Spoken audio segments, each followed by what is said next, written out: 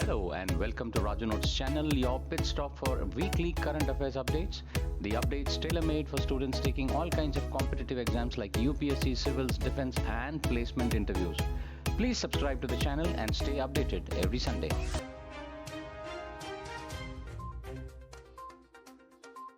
Even as relief efforts continue under Operation Sagar Bandhu in Sri Lanka, the Indian Air Force has simultaneously pressed in domestic support operations. A C-17 aircraft of the Indian Air Force this week lifted NDRF team and equipment from Pune and Vadodara to Chennai, enabling rapid deployment of over 300 NDRF personnel and around 35 tons of essential gear. The Indian Air Force helicopters also undertook a hybrid rescue mission to extract stranded passengers from a restricted zone. A Garud commando was winched down to guide the group through a cross country route to a pre briefed helipad at Kompmale, from where 24 passengers, including Indians, foreign nationals, and Sri Lankans, were evacuated to Colombo in a parallel effort. Three critical injured were airlifted to Colombo for immediate medical attention. Earlier, five teams of Sri Lankan armed personnel, that is 40 troops, were airlifted from Dityathawala army camp to the landslide affected Kotmale region to support relief operations. India has been re-elected to the Council of the International Maritime Organization IMO for 2026-27 with the highest vote tally. The council elections were held during the 34th session of the IMO Assembly in London last week. India secured the highest number of votes in the category, comprising 10 countries with the largest interest in international seaborne trade. It received 154 out of 169 valid votes cast during the election.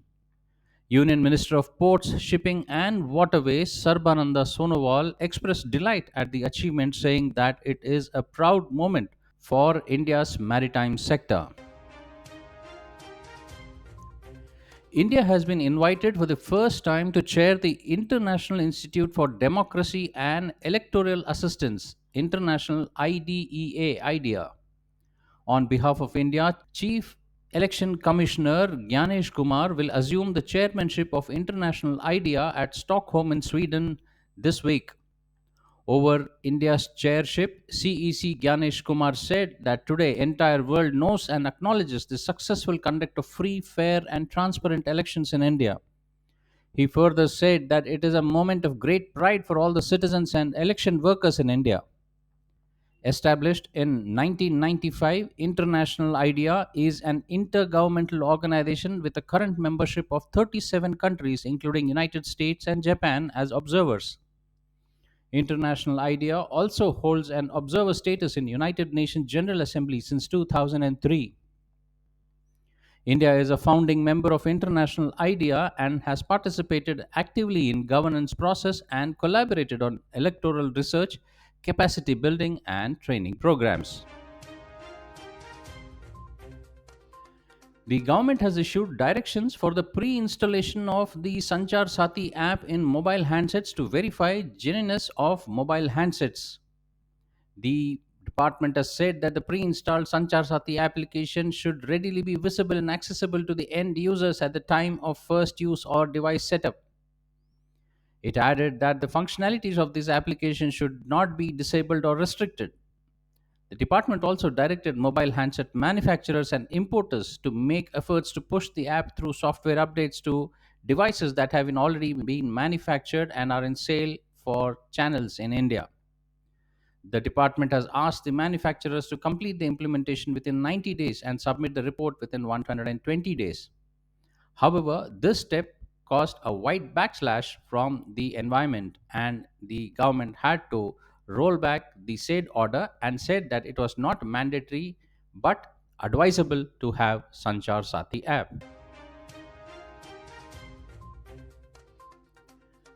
Rural Development Minister Shivraj Singh Chauhan this week formally inaugurated the Saras Ajavika Food Festival 2025 in New Delhi. Addressing the gathering, the minister said that the colors of the country's culture reflects in its food. Mr. Chauhan informed that the food representing the culture and vibrancy of 25 states have been showcased at the festival. The minister also highlighted the motto of the event: taste, self reliance, and indigenous products. He said that Indian cuisine carries the teachings of mother, the traditions of grandmother, and memories of soil. Mr. Chauhan said that the food festival is a moment of pride for Lakpati Didis. Around 300 Lakpati Didis and women from self-help group across the country are participating in the food extravaganza, which will go until 9th of this month. Lauding their commitment to working towards their empowerment, Mr. Chauhan said that the Lakpati Didis have proven that with their hard work, they have written a new chapter of progress, development, and prosperity. Indira Gandhi International Airport IGIA has become the first airport to achieve water positive status in the country with a capacity of more than 40 million passengers per annum. Speaking about the achievement, CEO of the Delhi International Airport Limited, Vidhay Kumar Jaipuria, said that becoming water positive reflects a deep commitment to responsible resource use, environmental stewardship, and future of aviation infrastructure.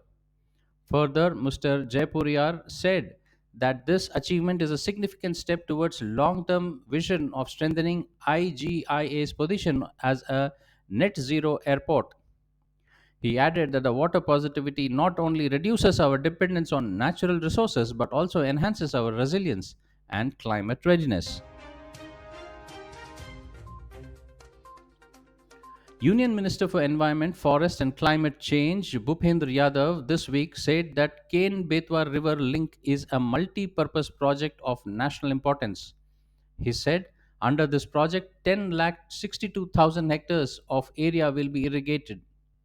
On the 22nd March of 2021, a historic agreement was signed between the Union Minister of Jal Shakti and Chief Ministers of Madhya Pradesh and Uttar Pradesh to implement the first major centrally driven river linking projects in the country.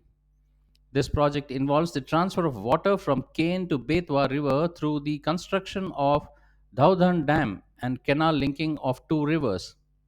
The project is expected to boost socio-economic prosperity in the backward Bundelkhand region on account of increased agricultural activities and empowerment generation. The 14th edition of the annual India Maldives bilateral exercise Equivarian is going on from 1st till 15th of this month in Thiruvananthapuram, Kerala. Indian Army on a social media post said that the exercise will be conducted between the Indian Army and the Maldives National Defense Force. The exercise aims to enhance interoperability while carrying out counterinsurgency and counter-terrorism operations in semi-urban, jungle and coastal terrain. It further mentions that with a focus on integration of niche technology to enhance interoperability, the country will share best practices reflecting the shared commitment of India and Maldives towards peace and security in the region. Equivirin means friends is a bilateral annual exercise conducted alternatively in India and Maldives. Equivarian is one of the three major joint exercises between India and Maldives. The two bilateral exercises are Equivarian and Ekta, and trilateral Dosti, which includes Sri Lanka.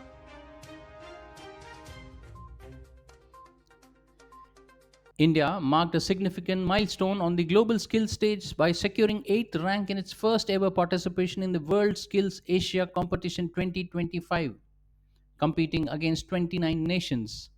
In the competition, India won one silver, two bronze medals, and three medallions for excellence in both traditional and tech driven skill category. Over 500 competitors participated across 44 skill categories in the third edition of the continental competition. The competition provided participants with valuable opportunities to promote local education, economy, tourism, and international exchanges. Thailand's Foreign Affairs Minister Shahashak Phumke Toko has arrived in New Delhi on a 4-day visit to India. External Affairs Minister spokesperson Randir Jaiswal welcomed him on his arrival this week, saying that visit is an occasion to strengthen strategic partnership and enduring civilizational ties. According to the Ministry of External Affairs, Sihashak will hold official engagements in the capital. He will meet External Affairs Minister Dr. S. Jaishankar at Hyderabad House for bilateral discussions this week. India and Thailand have historically enjoyed warm and cordial relations. In contemporary times, diplomatic relations between the two countries were established in 1947, and both sides celebrate 75th anniversary of their establishment of diplomatic ties in 2022. India has been re-elected to UNESCO Executive Board for the year 2025 to 2029 term. The permanent delegation of India to UNESCO in a social media post said that this re-election reflects the international community's confidence in India's long-standing commitment to multilateralism and to UNESCO's mandate across education, culture, science, communication, and information. It added that India's continued presence on the executive board underscores growing global support for its vision of inclusive human centric development and for strengthening cooperation among nations. India has thanked all partners countries for their trust and reaffirmed its dedication to contributing constructively to UNESCO's work in the years ahead.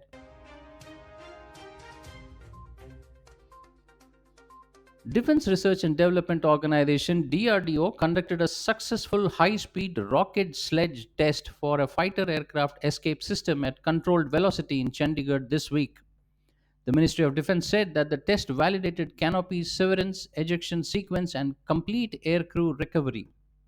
It highlighted that the complex dynamic test placed India in an elite club of nations with advanced in house escape system testing capability. On the occasion, Defense Minister Rajnath Singh complimented Indian Air Force, DRDO, and industry on the successful test. He described it as a significant milestone for India's indigenous defense capability towards self reliance. The ministry further added that the entire sequence was captured through onboard and ground based imaging sensors. India and Russia exchanged 16 agreements in the areas related to defense, trade, economy, healthcare, academics, culture, and media. Mr. Modi announced that India will soon be launching a free 30-day e-tourist visa and a 30-day group tourist visa for Russian citizens. Mr. Modi said the Russian side has decided to adopt the framework agreement to join the International Big Cat Alliance. In a joint statement issued after the 23rd India Russia annual summit, the two countries reaffirmed their commitment to strengthening bilateral and multilateral cooperation in the field of combating challenges and threats such as terrorism, extremism, transnational organized crimes, money laundering, terrorist financing, and illicit drug trafficking. Both leaders reaffirmed their strong commitment to preventing and countering terrorism in all its forms and manifestation, including cross-border movement of terrorists and terrorist financing networks as a safe havens. Both leaders condemned the terrorist attack in strongest of its form in Pahalgam, Jammu and Kashmir, and in Russia at the Crocus City Hall. The Ministry of Civil Aviation has invoked its regulatory power to ensure fair and reasonable fares across all the affected routes in order to protect passengers from any form of opportunistic pricing. Taking serious note of concerns regarding unusual high airfares being charged by certain airlines, the ministry has issued an official directive to all airlines mandating strict adherence to fare caps that has now been prescribed. It said that these caps will remain in force until the situation fully stabilizes. The objective of this directive is to maintain pricing discipline and prevent any exploitation of passengers in distress and ensure that citizens who urgently need to travel, including senior citizens, students, and patients. The ministry said that it will continue to closely monitor fare levels through real time data and active coordination with airlines and online travel platform. It added that any deviation from the prescribed norms will attract immediate corrective action in the larger public interest. Well, that's all, friends, for this week's updates. See you soon next Sunday on the same channel. Till then, take care. Bye bye.